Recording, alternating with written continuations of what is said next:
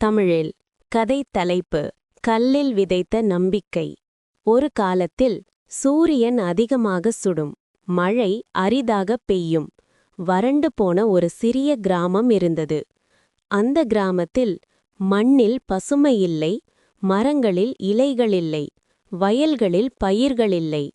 அங்கே இருந்த நிலம் கற்களால் நிரம்பி உயிரில்லாதது போலவே தெரிந்தது. ஆனால் அந்த கிராமத்தில் ஒரு சின்ன குழந்தை இருந்தது. அந்த குழந்தையின் கண்களில் பயமில்லை, சோர்வில்லை. அதற்கு பதிலாக ஒரு சின்ன நம்பிக்கை மட்டும் ஒளிர்ந்து கொண்டிருந்தது.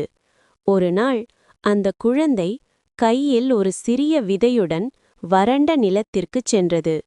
அந்த நிலம் கல்லாக இருந்தாலும் அந்த குழந்தையின் மனம் மென்மையாக இருந்தது.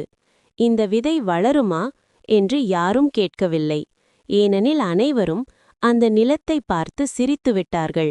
ஆனால் அந்த சிரிப்பு குழந்தையின் நம்பிக்கையை கொஞ்சமும் குறைக்கவில்லை. ஒரு நாள் அந்த குழந்தை தினமும் காலையில் எழுந்து அந்த கற்கள் நிறைந்த நிலத்தை சுத்தம் செய்தது. சிறிய கற்களை எடுத்தது, மண்ணை மெதுவாக கிளறியது, தண்ணீரை கொஞ்சம் கொஞ்சமாக ஊற்றியது. சூரியன் சுட்டாலும் காற்று வறண்டாலும் அந்த குழந்தை தன் முயற்சியை நிறுத்தவில்லை.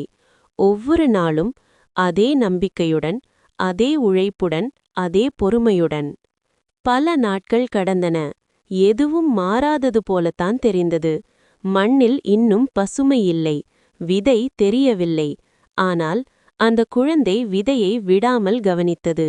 ஏனெனில் உழைப்பு தெரிந்தால் போதும், மாற்றம் மெதுவாக வரும் என்பதை அது நம்பியது.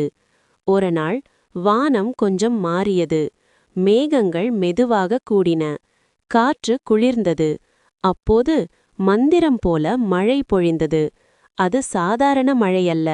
அந்த மழையில் நம்பிக்கையின் சக்தி இருந்தது, உழைப்பின் பலன் இருந்தது. மழை முடிந்த பிறகு அந்த நிலத்தில் ஒரு சிறிய முளை தலையை வெளியே காட்டியது. அந்த முளை விடாதே என்று சொல்லாமல் சொல்லியது. அந்த குழந்தையின் நம்பிக்கை இப்போது பசுமையாக மாறியது. நாட்கள் கடந்தன. ஒரு முளை, ஒரு செடி, ஒரு மரம். மெதுவாக வறண்ட நிலம் பசுமை நிலமாக மாறியது. மரங்களில் இலைகள் முளைத்தன. பறவைகள் திரும்பி வந்தன. காற்றில் குளிர்ச்சி இருந்தது. அந்த ஒரு குழந்தையின் உழைப்பால் முழு கிராமமும் மாறியது.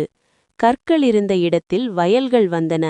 வறண்ட நிலத்தில் வாழ்க்கை திரும்பி வந்தது. இந்த கதை நமக்கு சொல்லுவது என்ன?